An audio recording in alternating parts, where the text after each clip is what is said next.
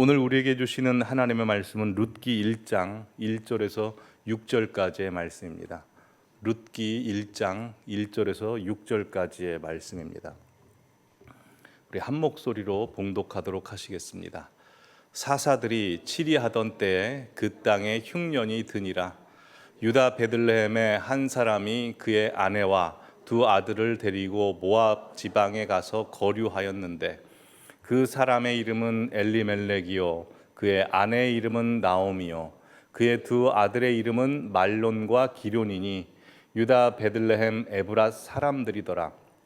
그들이 모압 지방에 들어가서 거기 살더니 나오미의 남편 엘리멜렉이 죽고 나오미와 그의 두 아들이 남았으며 그들은 모압 여자 중에서 그들의 아내를 맞이하였는데 하나의 이름은 오르바요 하나의 이름은 루시더라. 그들이 거기에 거주한 지 10년쯤에 말론과 기럯 두 사람이 다 죽고 그 여인은 두 아들과 남편의 뒤에 남았더라. 그 여인이 모압 지방에서 여호와께서 자기 백성을 돌보시사 그들에게 양식을 주셨다 함을 듣고 이에 두 며느리와 함께 일어나 모압 지방에서 돌아오려 하여. 우리는 지난 18주 동안 히브리서 11장 믿음의 명예 전당에 나온 믿음의 사람들을 통해서 하나님께서 원하시고 하나님께서 받으시고 하나님께서 기뻐하시고 또한 하나님께서 찾으시는 믿음이 무엇인지에 대해서 함께 말씀을 나눴습니다. 말씀을 나누는 동안 우리 모든 성도님들께서는 하나님께서 원하시는 믿음, 하나님께서 기뻐하시는 믿음을 이 마지막 시대 마지막 믿음의 주자로 불름받은 우리가 갖도록 우리는 다짐하고 소원했습니다. 근데 사실 우리가 진심으로 주님께서 원하시는 믿음을 가지고 그 믿음을 지켜나가는 것이 진실이지만 지금 우리가 살고 있는 시대 가운데 주님이 원하시는 믿음을 지켜나가기란 쉬운 일이 아닙니다. 왜냐하면 우리가 살고 있는 시대와 현실은 우리 눈과 귀를 가리고 또한 우리 마음을 유혹하고 또한 하나님께서 원하시는 우리가 가진 믿음을 여러 방면으로 뒤흔들어 놓기 때문입니다. 그것은 성경에서 우리에게 누누이 말씀해주고 있는 바입니다. 다들 잘 아시다시피 또한 우리가 여러 번 반복해서 보다시피 베드로 전서 5장 8절 말씀 보시면 너희 대적 마귀가 우는 사자처럼 두루다니며 삼킬 자를 찾는다라고 할 때 삼킬 자를 누굴 찾겠습니까? 믿지 않는 사람들을 찾을까요? 믿는 성도님들을 찾을까요? 믿는 성도님들을 찾을 것입니다. 그러게 성도님들이 오늘 보냈던 수많은 시간들, 사람들과 함께 이야기했던 시간들, 일터에 나가서 일하는 시간, 또한 혼자 생각하고 뭘 보고 있는 수많은 그 시간들은 다 사단 마귀가 성도님들을 삼키려고 노려보고 있는 시간들이었다는 것이죠. 뿐만 아니라 지금 이 시대를 사로잡고 있는 세력에 대해서 하나님께서는 요한계시록에서 13장에 이렇게 말씀하십니다. 내가 본 짐승은 표범과 비슷하고 그 발은 곰의 발과 같고 그 입은 사자의 입 같은데 용이 자기의 능력과 보좌와 큰 권세를 그에게 줬더라. 여기서 용이라고 하는 건 다들 아시다시피 옛뱀, 아담과 하와를 죄짓게 만든 사단인데 그 사단이 자기의 능력과 보좌와 큰 권세를 짐승에게 주었답니다. 여기서 짐승이라고 하는 것은 정치 지도자, 종교 지도자, 경제, 사회, 법조계 모든 지도자 그룹을 이야기합니다. 뿐만 아니라 지도자들뿐만 아니라 우리가 살고 있는 이 문명, 미디어, 어떤 사상 이 모든 것을 가리킵니다. 근데 충격적인 것은 요한계시록 13장 7절에 그 권세를 받아서 그 짐승이 성도와 싸워 이긴다라고 분명히 되어 있습니다. 성경에서 말씀하고 있는 바입니다. 성도들이 진답니다. 이 환란의 시대는 진다고 했습니다. 근데 실제로 그걸 우리가 보고 있죠. 사단의 세력이 믿는 사람들의 믿음을 여러 가지로 미혹하고 흔들어 놓습니다. 그래서 순간순간 믿음이 떨어지는 시대가 우리가 살고 있는 시대입니다. 그러기에 오늘 성도님께서 이 은혜의 자리, 예배의 자리, 하나님의 영광의 자리로 오시기까지 아마 내가 느끼지 못하는 순간에 수많은 눈에 보이지 않은 영적 싸움들과 치열한 전투들을 치르고 나오신 것일 겁니다. 성도님들 가운데는 은혜 가운데 승리를 경험하고 아멘하며 이 자리로 나오신 분도 계시겠지만, 또한 여러 가지로 지다가도 그래도 내가 다시 일어나야지 하는 다짐을 가지고 오신 분도 계실 것이고, 또 세상에 여러 유혹들을 받았지만 그럼에도 불구하고 세상의 그 유혹들보다는 하나님의 말씀이 가장 꿀송이처럼 달기 때문에 그 말씀 듣고자 나오신 분도 계실 것이고, 계속해서 이리 치이고 저리 치였지만 그래서 내 몸과 마음이 다 너덜너덜해진 것 같지만 그래도 하나님밖에 희망이 없다 해서 나오신 분도 계실 것입니다. 이렇게 나오셨든 저렇게 나오셨든 하나님께서 성도님들을 사로잡고 계시고 인도해 주셔서 이 자리로 나오신 줄 압니다. 뿐만 아니라 이 예배가 끝나고 나면 또 그 치열한 삼킬 자를 찾고 있는 사단과의 영적 전투가 또 시작이 됩니다. 그러니 우리가 살고 있는 이 시대에 하나님이 원하시는 믿음을 갖는다는 건 쉬운 일이 아니죠. 그래서 히브리서 11장 믿음장 말씀을 마치고 나서 어떤 말씀을 하나님께서 이곳에 있는 우리 성도님들 한 분 한 분에게 주시길 원하실까 기도했습니다. 그때 바로 확신이 들었던 것이 2달 전에 이 룻기입니다. 왜 룻기 말씀이 확신이 들었을까 생각을 해보면, 룻이 살고 있었던 시대와 우리의 시대와 똑같고, 룻이 당면했던 도전과 우리가 받고 있는 도전들이 똑같고, 룻이 그때 받았던 도전을 극복해 나가는 비결과 방법이 우리가 이 시대에 하나님의 사람으로서 살아가야 되는 그 방법이고 비결이기 때문일 것입니다. 그래서 오늘 본문에 오늘부터 7, 8주에 거쳐서 룻기를 통해서 큰 주제 그리스도의 신부라는 주제를 가지고 하나님의 말씀을 나누고자 합니다. 오늘은 그 서론격으로 왜 룻이 살았던 시대와 우리가 사는 시대가 왜 비슷한지 살펴보고 이 시대 속에서 우리가 어떻게 살아야 되는지에 대해서도 함께 말씀을 나누도록 하겠습니다.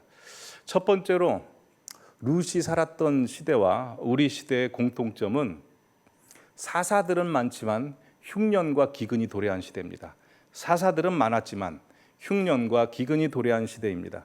오늘 보면 1절을 다시 함께 읽어보겠습니다. 사사들이 치드하던 때에 그 땅에 흉년이 드니라.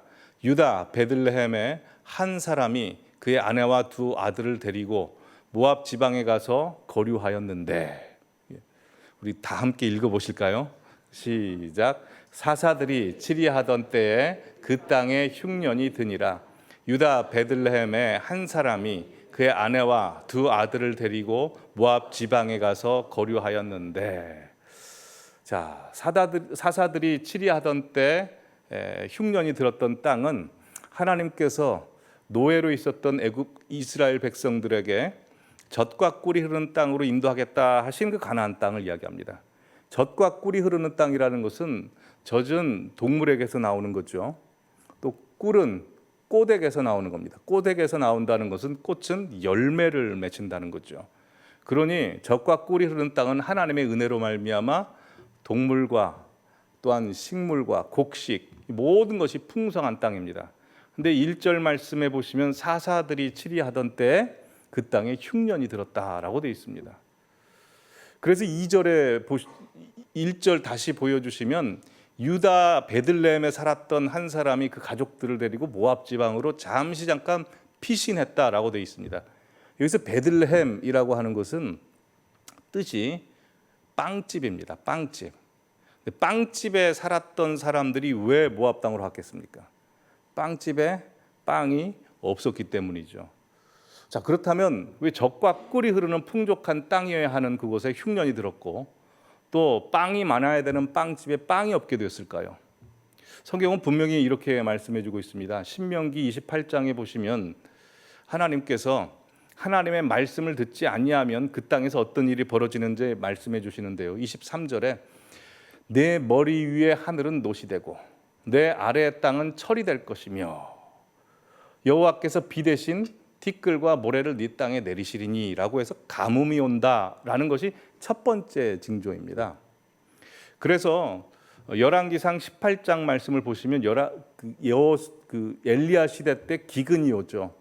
그때 기근이 온 것에 대해서 당시 북이스라엘 왕 아합은 이건 엘리야가 기근이 오겠다라고 해서 지적합니다. 그래서 17절에 보시면 엘리야를 보고 아합 왕이 이스라엘을 괴롭게 하는 자여 너냐라고 이야기하는데 엘리야가 18절에 이렇게 말하죠. 내가 이스라엘을 괴롭게 한 것이 아니라 당신과 당신의 아버지의 집이 괴롭게 하였으니 왜요? 여호와의 명령을 버렸고 당신이 우상을 섬겼습니다 라고 말씀하고 있는 것이죠. 그러게 그 땅에 기근이 온 것은 이스라엘 백성들이 하나님의 말씀을 버렸고 우상을 섬겼기 때문입니다. 근데 왜 이스라엘 백성들은 하나님의 말씀을 버리고 우상을 섬겼을까요? 그 내막을 살펴보면 좀 민망하고 부끄럽습니다. 룻이 살았던 시대를 사사 시대라고 하죠. 사사기에 보면 사사가 총 몇 명 나오는지 아십니까? 13명 나옵니다. 13명 중에 7명을 대사사라고 하고 6명을 소사사라고 합니다. 대사사라고 하는 이유는 밥을 많이 먹어서 대사사가 아니고 그냥 분량이 많이 나와서 대사사고, 소사사는 분량이 조금 나와서 소사사입니다. 근데 이 사사 13명의 이야기가 쭉 진행되면서 시간 순으로 나오는 특징이 있습니다. 무슨 특징이냐면 사사들이 시간이 갈수록 상태가 이상해집니다. 최절정 가장 이상했던 사람은 다들 아시다시피 삼손입니다. 삼손의 이야기가 13장부터 16장까지 가장 많이 기록이 되어 있는데요.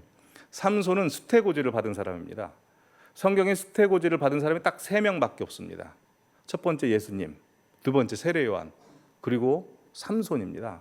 수태고지를 받았다는 것은 하나님의 특별한 섭리와 특별한 목적과 뜻이 있어서 이 땅에 태어나게 된 사람이죠. 삼손은 나시린이었습니다. 나시린은 3가지로 하나님 앞에 올려드리는 사람입니다. 첫 번째로 포도주를 마시지 않고, 두 번째로 시체를 만지지 않고, 세 번째로 머리를 깎지 말아야 됩니다. 근데 이 3가지를 다 어겨버립니다. 삼손은 술 너무나 좋아했고요. 또한 꿀을 먹고 싶어서 사자의 시체를 만져버렸고, 세 번째로 여자를 너무나 좋아했다가 들릴라로 인해서 머리가 다 잘려버리죠.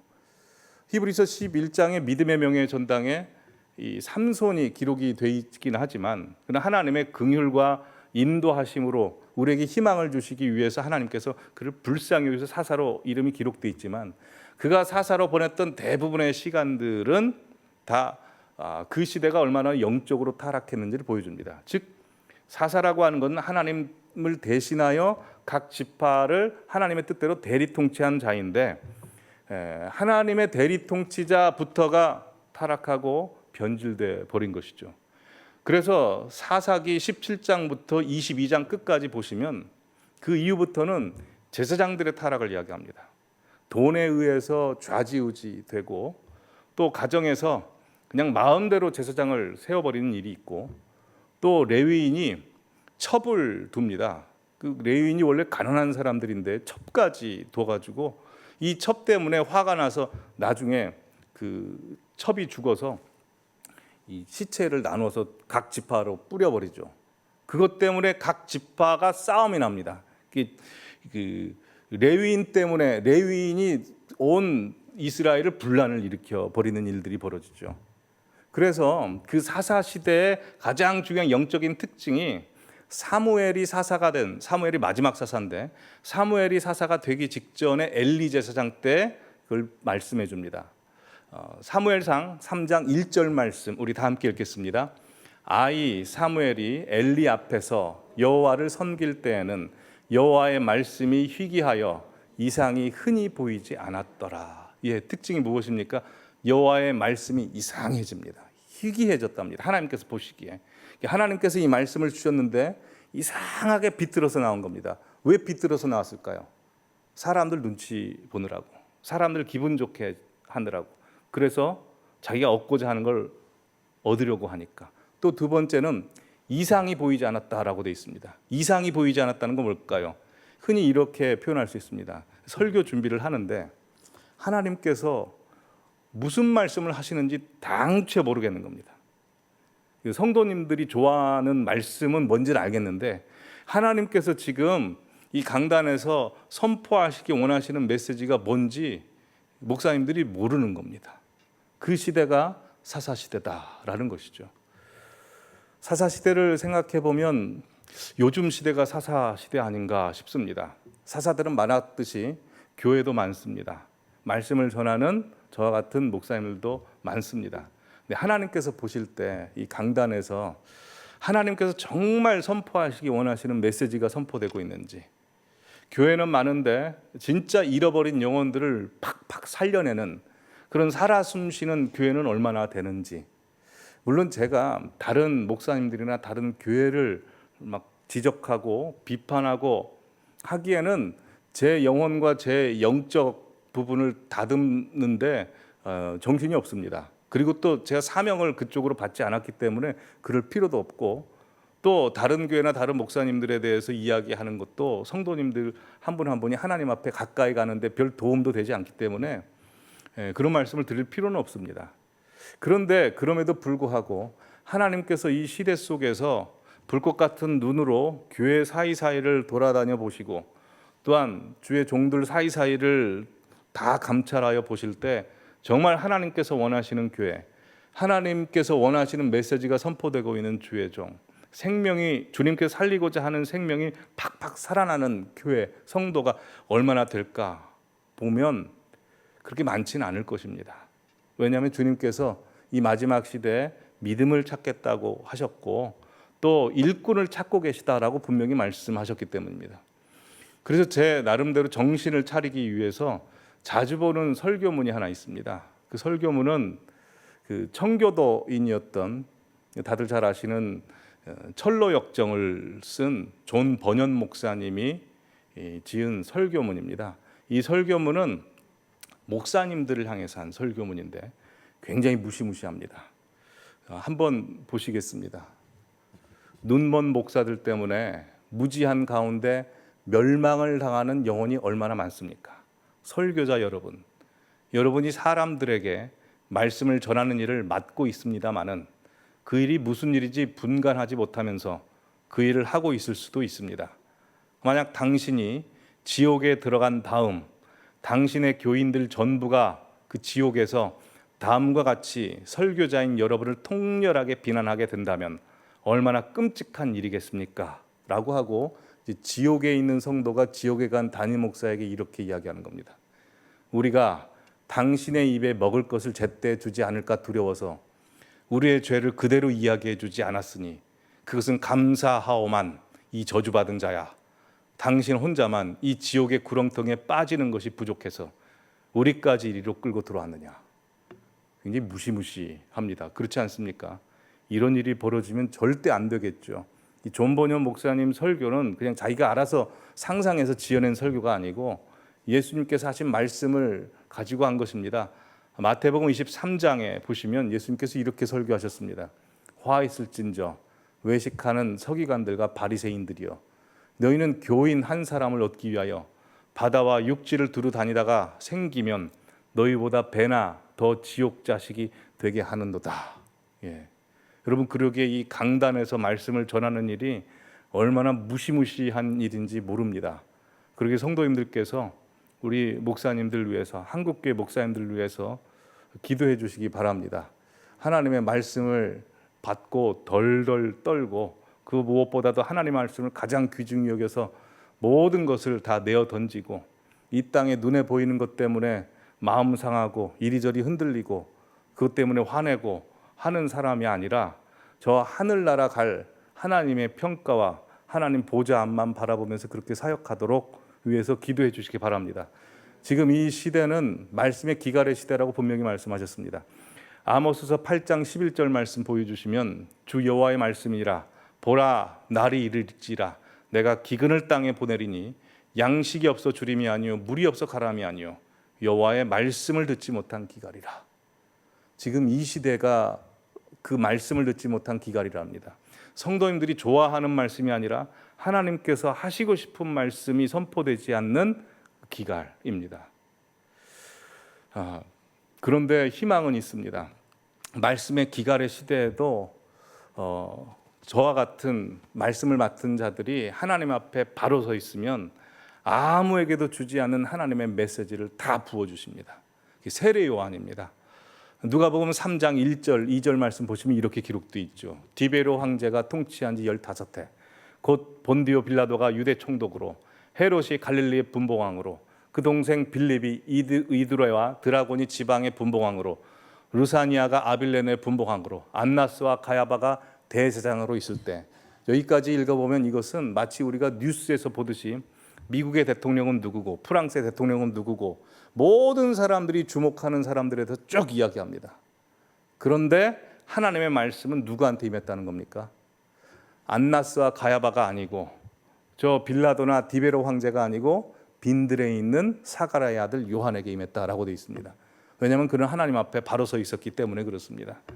그러기에 사사들은 많지만 흉년이 임한 이 시대에 사사로 부름을 받은 말씀을 맡은 목사님들이 하나님 앞에 바로 서 있음으로 말미암아 하나님께서 빈들에 있는 세례요한에게 말씀을 주자 사람들이 궁전으로 예루살렘 성전으로 간 것이 아니라 빈들로 몰려갔듯이 그 말씀이 살아있는 이 강단이 되기 위해서 기도해 주시기 바랍니다. 그렇게 될 줄 믿습니다. 두 번째로 룻이 살았던 시대와 우리가 지금 살고 있는 시대의 공통점은 각 개인과 가정에 환란이 도래한 시대입니다. 각 개인과 가정에 환란이 도래한 시대입니다. 예전에도 한번 말씀드린 적이 있습니다. 이 시대는 영적 환란이 임했습니다. 그래서 모두에게 영적 환란이 있습니다. 영적 환란이라고 하는 것은 하나님을 향한 우리의 마음을 자꾸 뭔가 뺐습니다. 미디어로 뺐고 물질로 뺐고 인간관계로 뺏어서 하나님만을 바라보지 못하게 합니다. 그래서 성도님들의 24시간 일상생활도 다 영적인 환란 가운데 보내고 오셨을 것입니다. 뿐만 아니라 영적인 환란에서 우리가 이기지 못하면 육적인 환란이 옵니다. 몸으로도 오고 환경으로도 오고 여러 가지 환란으로 오게 됩니다. 오늘 본문에 보면 영적 환란이 오자 육적 환란이 왔습니다. 기근이 와버렸습니다. 근데 지도자가 무너졌기 때문에 온 기근인데 지도자만 무너진 것으로 끝나지 않습니다. 한 가정의 비극으로 이어집니다. 오늘 보면 1절에 보시면 한 유대 가정이 띄워주시면 기근을 피하기 위해서 모압 지방으로 왔습니다. 모압 지방은 흉년이 아니었겠죠. 그래서 흉년을 피하러 살기 위해서 갔습니다.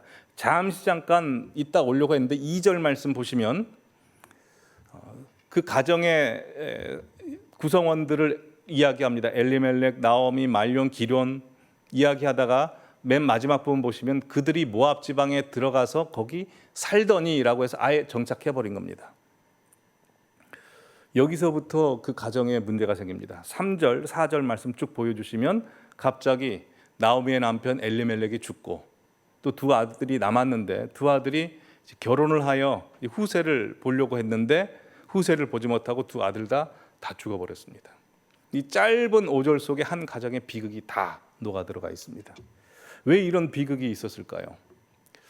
확실한 건 모르겠습니다. 왜 그들이 죽었는지는 모르겠습니다. 그런데 21절 말씀 보여주시면 나오미가 돌아와서 이런 고백을 하네요.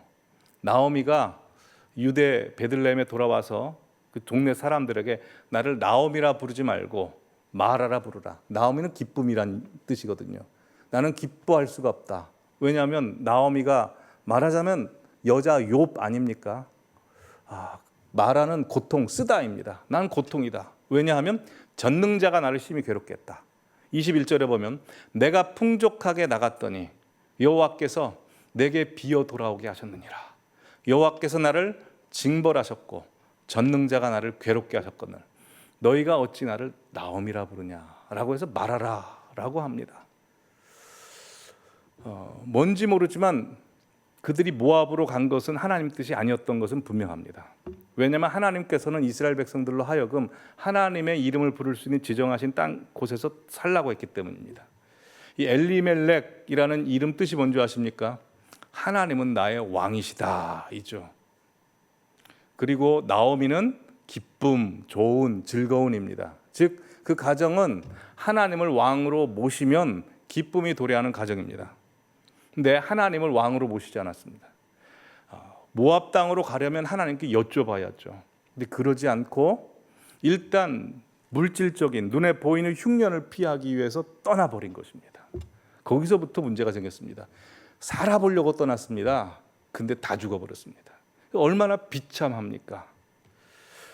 이 시대를 살고 있는 수많은 모태신앙인 크리스찬들도 그럴 겁니다. 눈에 보이는 것을 위해서, 내 성공을 위해서, 내 지금 있는 눈에 보이는 어려움을 피하려고 아등바등거리면서 나름대로 열심히 하지만 사람들이 경험하는 것이 무엇입니까? 하나님 아니면 절망, 기근, 흉년, 죽음과 같은 어려움을 경험할 수밖에 없는 것이 우리 현실입니다. 하나님의 백성들은 그렇습니다. 그런데 이 룻기에서 우리는 희망을 봐야 합니다. 룻기가 성경에서 위치가 어디에 있습니까? 사사기와 사무엘상의 중간에 있습니다. 사사기는 이스라엘 전체 민족에 관한 이야기입니다. 사무엘상도 이스라엘 전체 민족에 관한 이야기입니다. 룻기는요, 이스라엘 전체에 관한 이야기가 아니라 말하자면 과부인 나오미와 당시에 거들떠보지 않는 이방 여인 과부인 룻에 관한 이야기입니다. 그냥 아무도 관심 쓸 수 없는, 그 당시에는 사람 취급하지 않았고 자기의 안위와 생명을 보존해 줄 수 있는 사람이 없었던 가장 약자들인데 가장 가운데 민족에 대한 이야기를 사사기와 사무엘상이 이야기하고 있는데 중간에 갑자기 거기 낍니다. 왜 그럴까요? 하나님이 그 가정을 보고 계시다는 거죠. 죽음과 절망과 기근과 아픔 속에 있지만 하나님께서는 봐주고 계시다는 겁니다. 그래서 결과적으로 룻기는 대반전이 일어납니다. 보여주시면 룻기의 시작과 마지막이 이렇게 됩니다. 처음 흉년으로 시작합니다. 마지막엔 풍년이 됩니다. 처음 1장에 죽음으로 시작했습니다. 그러나 나중에는 생명 탄생으로 끝납니다. 다윗이 태어났죠. 또 처음엔 절망이었습니다. 마지막에는 소망입니다. 처음엔 고난과 눈물과 아픔이었습니다. 마지막에는 기쁨과 웃음으로 끝나고요. 처음 시작은 장례식이었지만 마지막은 결혼식이고, 처음 시작은 신랑을 잃어버린 신부에 대한 이야기지만 마지막은 신랑을 만난 신부의 이야기로 끝납니다. 어떻게 해요? 하나님이 대반전을 이루시는 것입니다. 그렇게 이 말씀을 통해서 하나님께서 우리들에게 말씀해 주고 있는 것은 하나님께서 성도님들 한 분 한 분의 가정을 그냥 놔두시지 않는다는 겁니다. 어려움과 슬픔과 아픔과 죽음과 같은 절망이 있다 할지라도 하나님은 그대로 돌아보시는 분이 아니고 하나님께서 주목하여 주시고 놀랍게 반전으로 역사하시는 분이시라는 것입니다. 룻기를 통해서 힘을 얻으시기 바랍니다. 은혜를 얻으시기 바랍니다. 다른 사람은 집중하지 않아도 하나님께서 집중하고 계실 것이고 역사하여 줄 것입니다. 룻기가 아주 신기합니다. 왜냐하면 앞에 민수기 사사기에는 초자연적인 능력들이 나옵니다. 그리고 사무엘상에서도 초자연적인 능력들이 좀 나옵니다. 룻기는 초자연적인 능력이 안 나와요. 우리가 민수기를 봤지만 여호와께서 말씀하여 이르시되라는 말씀이 계속 나옵니다. 사사기도 여호와께서 말씀하여 이르시되가 나옵니다. 사무엘상도 그게 나옵니다. 룻기는 그게 안 나옵니다. 그냥 하나님이 역사하신 걸로만 나옵니다. 더 크게 놀랍게 역사하는 게 이 룻기입니다. 하나님께서 성도님들의 인생을 이 마지막 시대에 그렇게 희망으로, 소망으로, 생명으로, 부활로 이끄시는 줄 믿으시기 바랍니다. 마지막 세 번째로, 룻이 살았던 시대와 우리가 지금 살고 있는 시대에 똑같은 도전이 있습니다. 그건 신부가 신랑을 기다리는 시대입니다. 다들 아시다시피 이 룻기를 한마디로 이야기하자면 룻이 보아스를 만나는 이야기, 신부가 신랑을 만나는 이야기입니다. 또 신기하게도 사사기 마지막 장 마지막 절 22장 25절인가요? 말씀 보시면 뭐로 끝납니까? 그때 이스라엘 왕이 없었으므로로 끝나는데, 룻기 맨 마지막 장 마지막 절에 보시면 다윗을 낳았더라. 다윗이 누굽니까? 왕이죠. 왕이 없었던 시대에서 왕이 도래하는 시대입니다. 또 이것은 다들 아시다시피 다윗 왕의 계보라고 하는 건 하나님께서 태초에 아담과 하와가 범죄했을 때 약속하셨던 여자의 후손의 족보죠. 여러분, 성경에 왜 그렇게 족보가 많이 나올까요? 구약 성경에 특별히 그냥 쓸데없이 그냥 적어놓은 걸까요? 그렇지 않습니다. 여자의 후손의 족보를 알려주기 위해서 그렇습니다. 근데 여자의 후손의 족보가 창세기에 베레스까지 나옵니다. 유다 다말 이야기 아시죠? 유다 다말 사이에서 막 세라가 먼저 나오려고 하는데 막 베레스가 나오고 뭐 그런 이야기가 있습니다. 거기서 딱 끝나는데 베레스 다음에 이어지는 족보가 이 룻의 룻기 마지막 4장 부분에 적혀 있습니다. 뭐 베레스가 람을 낳고 뭐 쭉 나옵니다. 그러기에 이 룻기의 시대는 왕을 기다리는 시대, 신랑을 맞이하는 신부의 시대라는 것입니다. 그래서 룻기를 보면 도래할 왕과 도래할 신랑을 어떻게 맞이해야 되는지를 가르쳐주는 책이라고 할 수 있죠. 여러분, 우리 이 시대가 그렇지 않습니까? 예수님께서 우리를 위해서 십자가에 달려 죽으시고 부활하시고 승천하시면서 내가 다시 오마라고 말씀을 하셨습니다. 2000년 전부터 지금까지는 종말의 시대로서 다시 오실 예수님을 맞이할 준비를 하는 시대입니다. 그래서 성경에 보면 예수님과 우리와의 관계를 독특하게 신랑과 신부로 표현을 합니다. 한번 보여주시면 맨 먼저 세례 요한이 이렇게 이야기했죠. 요한복음 3장 9절에 자기를 설명하면서 신부를 취하는 자는 신랑이나 서서 신랑의 음성을 듣는 친구가 크게 기뻐하나니, 세례 요한이 자기가 친구라는 겁니다. 들러리라는 거죠. 신부는 우리고 신랑은 우리 예수님이라는 겁니다. 사도 바울도 고린도후서 11장 2절에서 두 번째 줄부터 보시면 내가 너희를 정결한 처녀로 한 남편인 그리스도께 드리려고 중매함이라 라고 말씀하고 있습니다. 또한 에베소서에서 다들 아시다시피 5장에 보시면 교회와 그리스도의 관계를 설명할 때 그리스도는 신랑, 남편이고 교회 우리는 아내로 표현을 합니다. 또 요한계시록에서도 이렇게 말씀합니다. 요한계시록 19장 보시면 7절에 우리가 즐거워하고 크게 기뻐하며 그에게 영광을 돌릴세 어린 양의 호린 기약이 이르렀고, 어린 양은 예수님이죠. 그의 아내가 자신을 준비하였으므로 라고 해서 예수님의 아내를 우리로 표현을 합니다. 요한계시록 21장 2절에 보시면 또 내가 보매 거룩한 성 새 예루살렘이 하나님께로부터 하늘에서 내려오니 그 준비한 것이 신부가 남편을 위하여 단장한 것 같더라 라고 해서 남편을 예수님으로 표현하고 신부, 아내를 우리로 표현을 합니다. 근데 성도님들 한번 생각해 보시죠.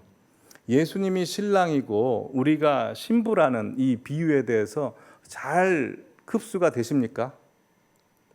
여성분들은 좀 잘 이해가 되시고 받아들여지시죠?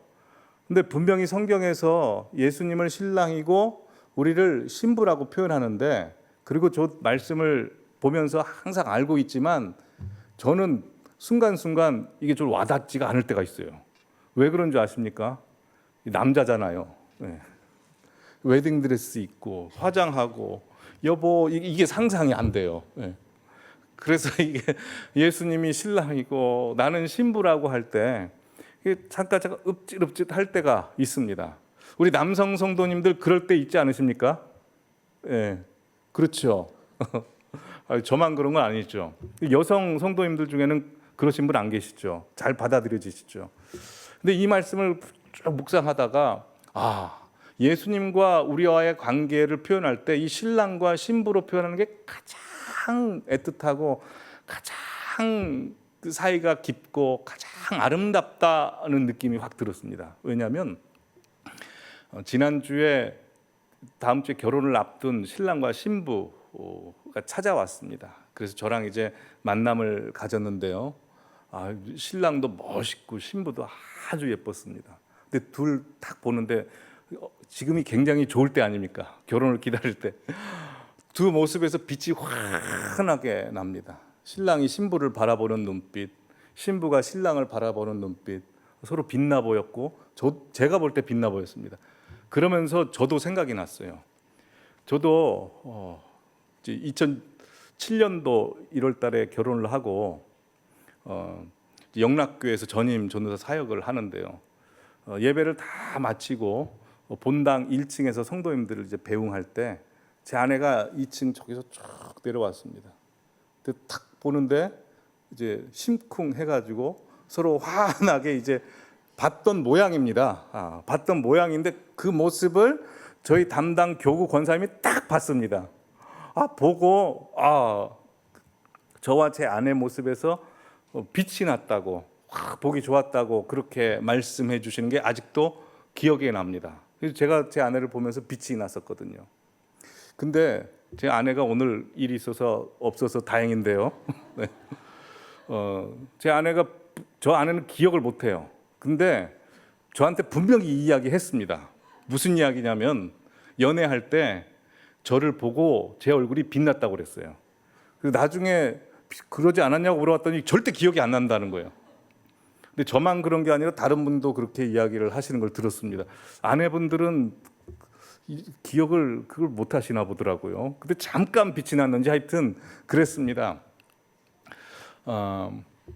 근데 예수님을 기다린다는 게 그런 모습이라는 거죠. 하나님께서 신랑과 신부로 그런 산뜻한 아름다운 신혼 시기를 주신 이유는 신랑 대신 예수님을 맞이하는 것이 어떤 기분인지, 어떤 준비인지를 알라고 주신 것이라는 확신이 들었습니다. 그러기에 여러분 배우자들에게 잘 하십시오. 그 배우자들끼리 이런 이야기 잠깐 하지 않습니까? 다시 태어나도 결혼할 것인가? 그 대화를 나누면 남성들은요, 진짜 진심으로 60% 이상 대부분 다 결혼한다고 합니다. 그리고 마음속에도 그렇게 생각해요. 그렇죠? 예. 안 그러면 큰일 나요. 예. 예. 다 진심으로 그렇습니다, 남성은. 근데 여성분들한테 조사를 해보면요, 거의 대부분 결혼 안 한다고 그러더라고요. 또 진심으로. 근데 우리 여성분들께 말씀을 드립니다. 그러지 마십시오. 어차피 다시 안 태어나요. 어차피 다시 안 태어났는데 다시 태어나도 당신과 결혼 안 하겠다고 하면 기분만 나쁩니다. 그러니 다시 태어나도 당신과 결혼한다고 그렇게 이야기를 하시기 바랍니다. 아멘이 안 나와요. 근데 한번 생각해 보시죠. 그 신혼 시절, 결혼을 준비하던 그 시절에 여성분들 같은 경우는 웨딩드레스 입으려고 며칠간 금식도 하고 또 정말 피부 관리도 하고 신랑과 결혼하는 그 시간, 그 날을 막 기다리고 그러지 않습니까? 예식장도 함부로 안 해요. 예식장도 아주 좋은 데 하고 뭐 예복도 그렇고 하나하나 그렇게 결혼식을 준비합니다. 흥분하면서. 우리 예수님을 맞이하는 지금 이 시간이 그렇다는 거죠. 그래서 우리가 준비해야 되는 시간에 뭐 해야 될까요? 성경이 분명 가르쳐주고 있습니다. 보여주시면 첫 번째로 항상 깨어 있으라고 그랬습니다. 깨어 있어서 신랑이 언제 올지 등불을 갖고 있으라고 그랬어요. 등불을 준비한다는 것은 기도와 말씀과 성령 충만하라는 겁니다. 등불로 누구를 비칠까요? 나를 비춰야 돼요. 예수님이 나를 좀 알아봐 달라고, 나에게 와달라고. 두 번째로 예복 준비해야 됩니다. 예복은 성경의 정결한 마음과 거룩한 행실과 순종이라고 했습니다. 세 번째로 금식해야 됩니다. 마태복음 9장 14절에서 15절 보시면 예수님의 제자들이 예수님께 나와서 왜 바리새인들도 그렇고 세례 요한의 제자들도 그렇고 다 금식하는데 왜 우리는 금식하지 않습니까? 라고 할 때 예수님께서 15절에 이렇게 말씀하십니다. 혼인집 손님들이 신랑과 함께 있을 동안에 슬퍼할 수 없다. 지금 예수님과 함께 있는 동안이 슬퍼할 수 없다고 했습니다. 그런데 신랑을 빼앗길 날이 이르리니 그때는 금식할 것이니라 라고 했습니다. 지금 이 시대가 신랑을 빼앗긴 시대이죠. 신랑을 기다리는 시대입니다. 금식하셔야 됩니다. 금식한다는 게 뭘 금식할까요? 진짜 밥을 안 먹는 것도 포함이 되지만 우리의 정신과 마음이 다 예수님께로 향하려면 예수님께 향하지 못하는 모든 걸 다 금식하시라는 겁니다.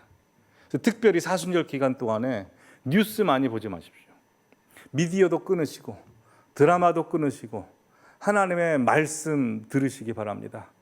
유튜브에 공동체 성경 읽기 탁 들어보면 음악 쫙 나오면서 성경 잘 이해되게 막 그 성우들이 이야기합니다. 성경 말씀을 읽어주듯이 그 말씀 들으시고 말씀 보시고 그러면서 온전히 예수님께로 향하도록 내 모든 정신과 마음을 금식시켜야 됩니다.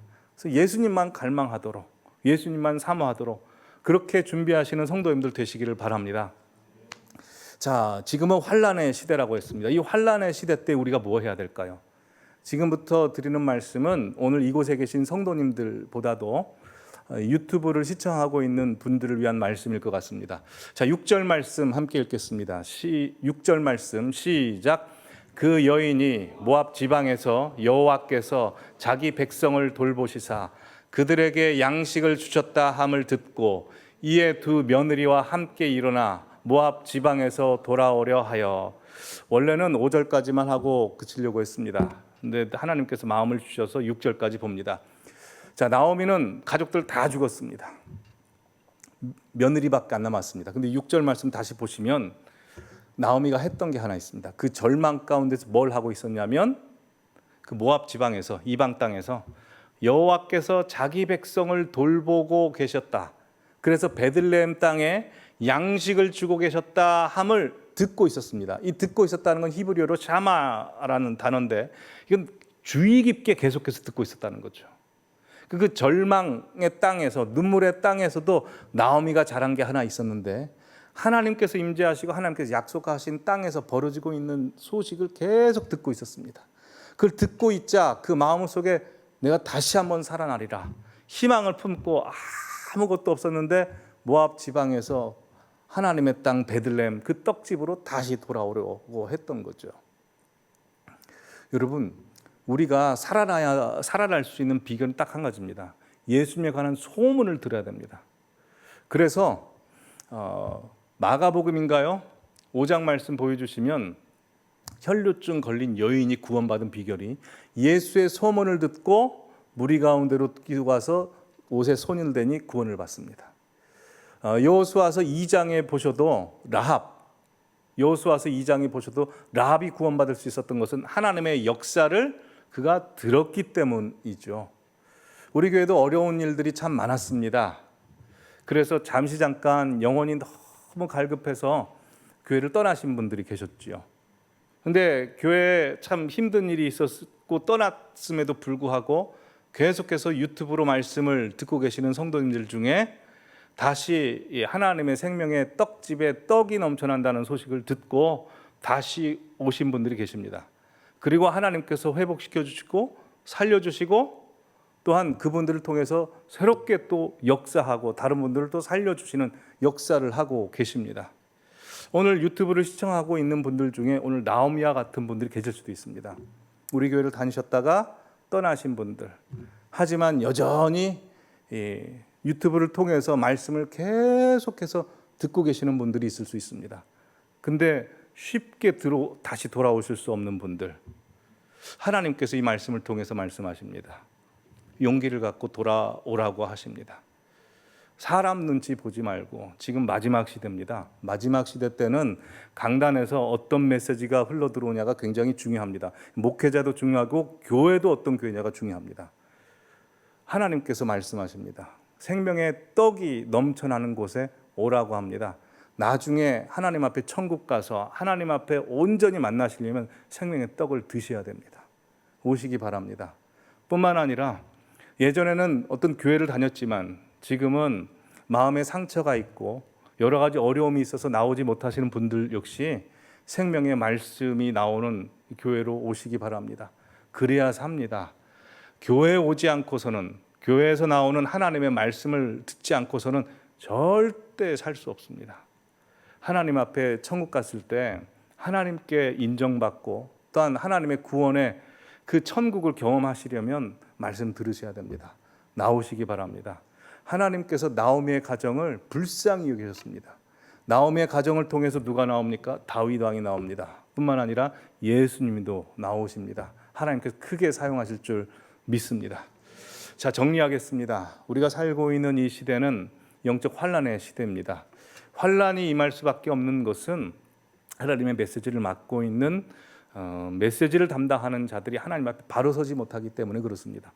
하지만 온전히 하나님 앞에 바로 서는 사람에게 하나님께서는 말씀을 부어 주십니다. 두 번째로 우리가 살고 있는 이 시대는 개인적으로, 가정적으로 환란의 시대입니다. 그러나 이 환란의 시대 때 하나님만 바라봐야 됩니다. 그러기 세 번째로 하나님의 소문을 항상 들어야 됩니다. 그리고 마지막으로 가장 중요한 것이 신랑 되신 예수님을 맞이할 준비를 우리가 기대에 차서 기쁨으로 잘 준비해야 합니다.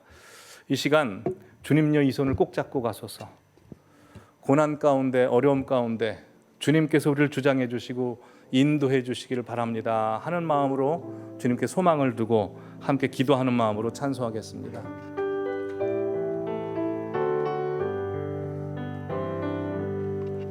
주님여 이 손을 꼭 잡고 가소서.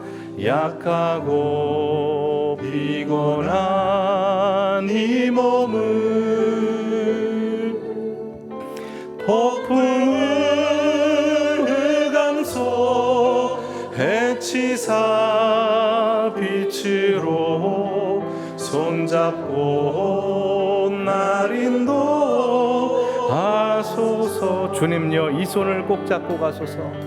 주님여 이 손을 꼭 잡고 가소서. 약하고 피곤한 이 몸을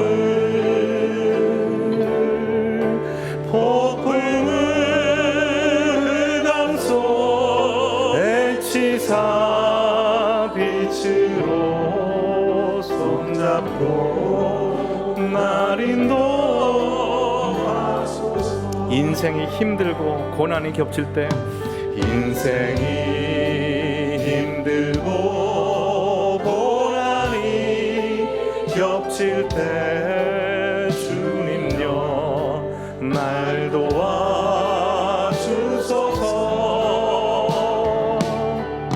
외치는 이 소리 귀 기울이시사 손잡고 날 인도하소서. 인생이 힘들고 고난이 겹칠 때, 인생이 힘들고 고난이 겹칠 때 주님여 날 도와주소서.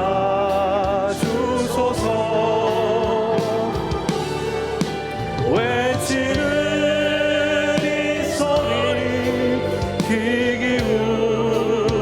기울이시사 손잡고 날 인도. 우리 다시 한번 주님여 이 손을 꼭 잡고 가소서 기도하는 마음으로. 주님여 이 손을 꼭 잡고 가소서.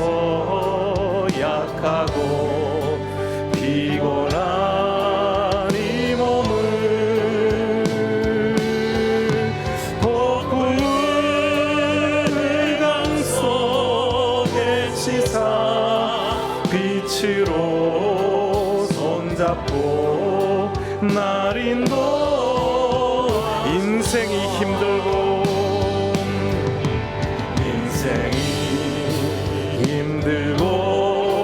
고난이 겹칠 때 주님여 날 도와주소서. 외치는 이 소리 귀 기울이시사 손잡고 날 인도하소서.